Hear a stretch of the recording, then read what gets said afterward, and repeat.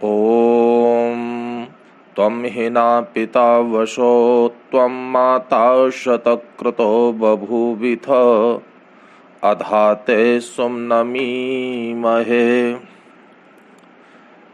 महर्षि दयानंद सरस्वती जी ने यज्ञ से पूर्व स्तुति, प्रार्थना, उपासना के 8 मंत्रों का संकलन किया है और ये 8 मंत्र दैनिक जीवन में अत्यंत उपयोगी हैं क्योंकि इनके भाव अति सुंदर हैं और ये मानव जीवन को उन्नति की ओर ले जाने वाले हैं। तो आज हम स्तुति, प्रार्थना और उपासना के अर्थों पर विचार करेंगे। स्तुति का अर्थ है गुणों का कथन। महर्षि दयानंद सरस्वती जी ने आर्योदेश्य रत्नमाला में स्तुति की परिभाषा करते हुए लिखा है, जो ईश्वर व किसी दूसरे पदार्थ के गुण, ज्ञान, कथन, श्रवण और सत्य भाषण करना है वह स्तुति कहती है। स्तुति से प्रभु के गुण, कर्म, स्वभाव ज्ञात होते हैं और जब ईश्वर के गुण, कर्म, स्वभाव का ज्ञान होगा तब सच्चे प्रेम और प्रीति का भाव उत्पन्न होता है और जब ईश्वर में सच्ची प्रीति का भाव उत्पन्न होता है तो उसके गुण, कर्म, स्वभाव का चिंतन कर अपने गुण, कर्म, स्वभाव को सुधारना ये स्तुति का फल है। महर्षि दयानंद सरस्वती जी ने सत्यार्थ प्रकाश में स्तुति का अर्थ नाम स्मरण भी किया है और वहां सत्यार्थ प्रकाश में वो लिखते हैं, जैसे ब्रह्म सबसे बड़ा, परमेश्वर ईश्वरों का ईश्वर, ईश्वर सामर्थ्य युक्त, न्यायकारी, कभी अन्याय नहीं करता, दयालु, सब पर कृपा दृष्टि रखता है, सर्वशक्तिमान, अपने सामर्थ्य से ही सब जगत की उत्पत्ति, स्थिति, प्रलय करता है, किसी की सहाय नहीं लेता, ब्रह्मा, विविध जगत के पदार्थों को बनाने हारा, विष्णु, सब में व्यापक, महादेव, सब देवों का देव, रुद्र, प्रलय करने हारा आदि नामों के अर्थों को अपने में धारण करें और बड़े बड़े कामों से बड़ा हो, समर्थों में समर्थ, अपने सामर्थ्य को बढ़ाता जाए, अधर्म कभी न करे, सब पर दया रखे, सबके साधनों को समर्थ करे, शिल्प विद्या आदि से नाना प्रकार के पदार्थों को बनावे, सब संसार में अपनी आत्मा के तुल्य दुख सुख समझे, सबकी रक्षा करे, विद्वानों में विद्वान होवे, दुष्ट कर्मों को करने वालों को प्रयत्न से दंड देने, सज्जनों की रक्षा करें। इस प्रकार परमेश्वर के नामों का अर्थ जानकर परमेश्वर के गुण, कर्म, स्वभाव के अनुकूल अपने गुण, कर्म, स्वभाव बनाता जाए। इसको परमेश्वर का नाम स्मरण है। संसार में बहुत सारे लोग ऐसे हैं कि माला जपते जपते जीवन बीत गया, जाप करते करते, नाम स्मरण करते करते, लेकिन जहां के तहां है, कोई गुण, कर्म, स्वभाव में विशेष सुधार नहीं हुआ। तो अपने गुण, कर्म, स्वभाव को श्रेष्ठ बनाएं, तब तो ईश्वर की स्तुति का लाभ है। और आगे कहते हैं इसका फल क्या है। क्यों स्तुति करें ईश्वर की? तो ऋषि लिखते हैं, परमेश्वर के गुणों का चिंतन करने से मन शुद्ध, पवित्र और निर्मल होकर के मोम की भांति हो जाता है। अपनी दुर्बलताओं को जीतने के लिए तथा विघ्न बाधाओं को परे हटाने के लिए ईश्वर की ओर प्रवृत्त होता है। और जब वो ईश्वर की ओर प्रवृत्त होगा तब उसके हृदय में प्रार्थना करने की इच्छा प्रकट होगी। तो आगे स्तुति के बाद प्रार्थना है। प्रार्थना को समझे। प्रार्थना क्या है? महर्षि दयानंद सरस्वती जी ने इसकी परिभाषा करते हुए लिखा है, अपने पूर्ण पुरुषार्थ के उपरांत उत्तम कार्यों कर्मों की सिद्धि के लिए परमेश्वर व किसी सामर्थ्य वाले मनुष्य से सहाय लेने को प्रार्थना कहते हैं। अब प्रार्थना में दो शब्द विशेष हैं,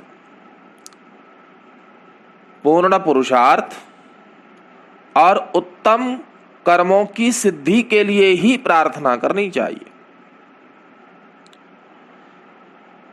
प्रार्थना वह कुंजी है जिसके द्वारा स्वर्ग अर्थात सुख विशेष के द्वार खुल जाते हैं।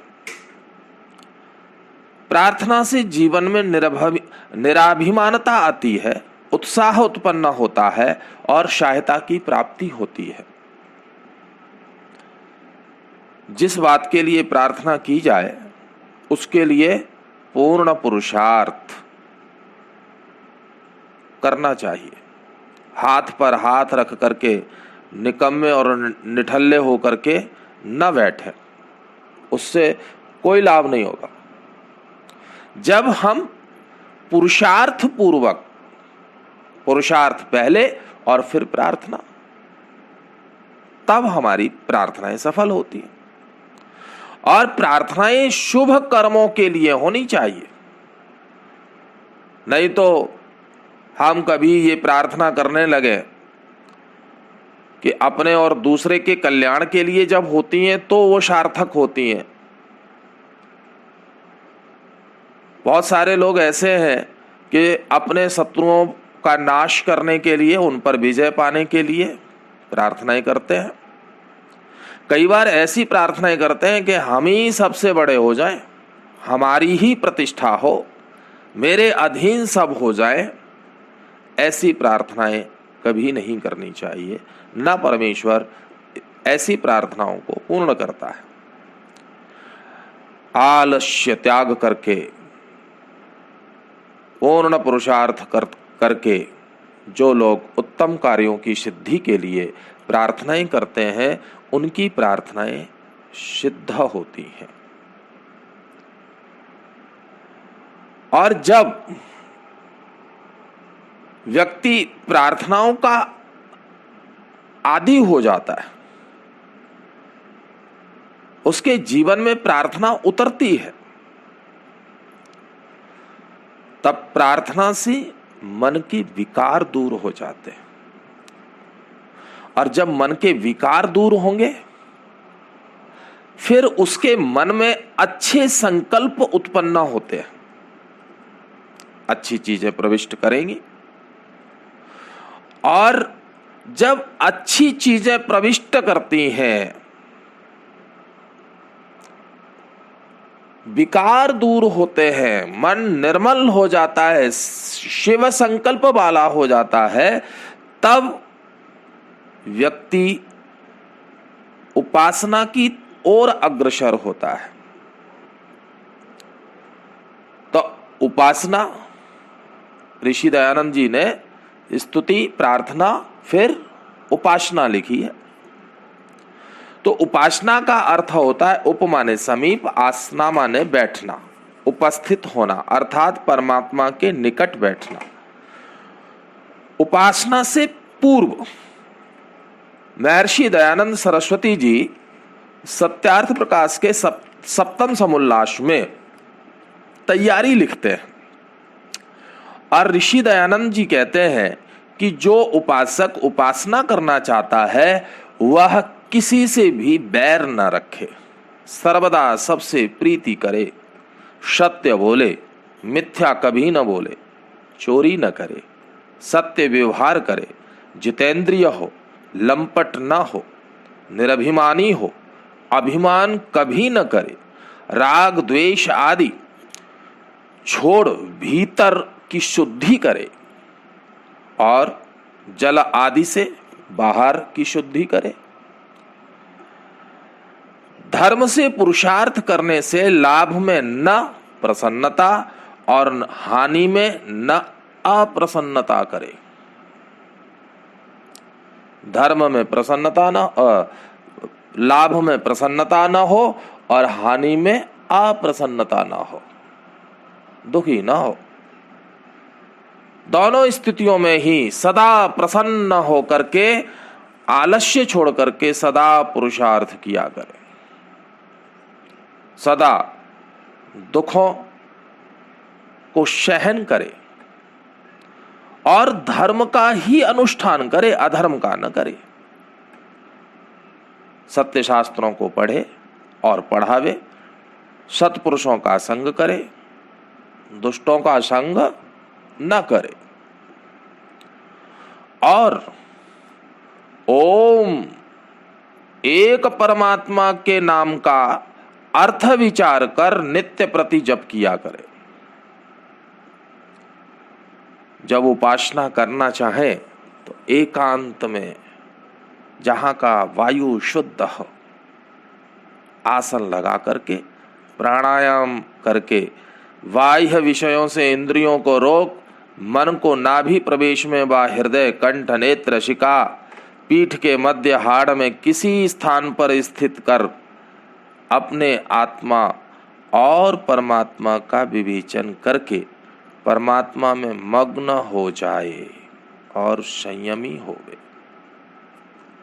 जब इन साधनों को करता है व्यक्ति, तब उसका आत्मा और अंतःकरण पवित्र होकर सत्य से पूर्ण हो जाता है।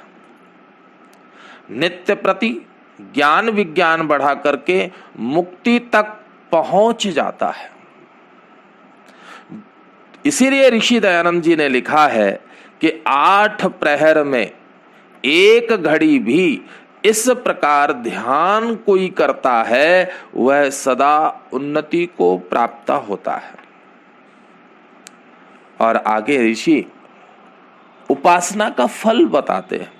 जैसे शीत से आतुर पुरुष अग्नि के पास जाने से शीत निवृत्त हो जाता है, वैसे परमेश्वर के समीप जाकर के शव दोष दुख छूटकर परमेश्वर के गुण कर्म स्वभाव के सदृश जीवात्मा के गुण कर्म स्वभाव पवित्र हो जाते। सदृश का अर्थ ये न करना कि परमात्मा हो जाता है, परमात्मा परमात्मा है, लेकिन हमारे गुण कर्म स्वभाव उसके सानिध्य में जाने से पवित्र हो जाते हैं। और ऋषि दयानंद जी ने बड़ी गजब की बात लिखी है कि जो व्यक्ति ईश्वर की स्तुति प्रार्थना उपासना करता है, ईश्वर उसके आत्मा का बल बढ़ा देता है। ईश्वर के उपासक के अंदर आत्मा का बल इतना बढ़ेगा कि वह पर्वत के समान दुख प्राप्त होने पर भी कभी भी घबराएगा नहीं। जैसे आज सारा संसार घबरा करके घर के अंदर कैद है, और इससे बचने के बहुत सारे उपाय सभी लोग बताते हैं, चाहे डॉक्टर हो, योगी हो, आयुर्वेदाचार्य हो।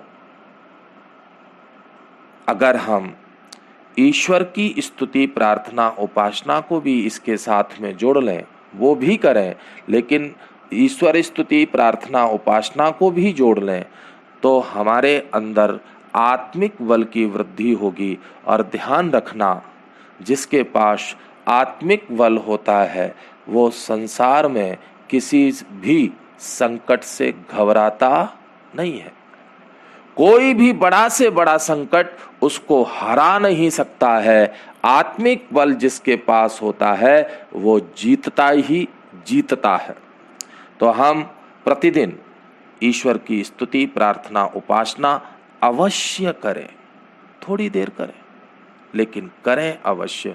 इसी के साथ मैं अपनी वाणी को विराम देता हूँ। ओम शांति शांति शांति।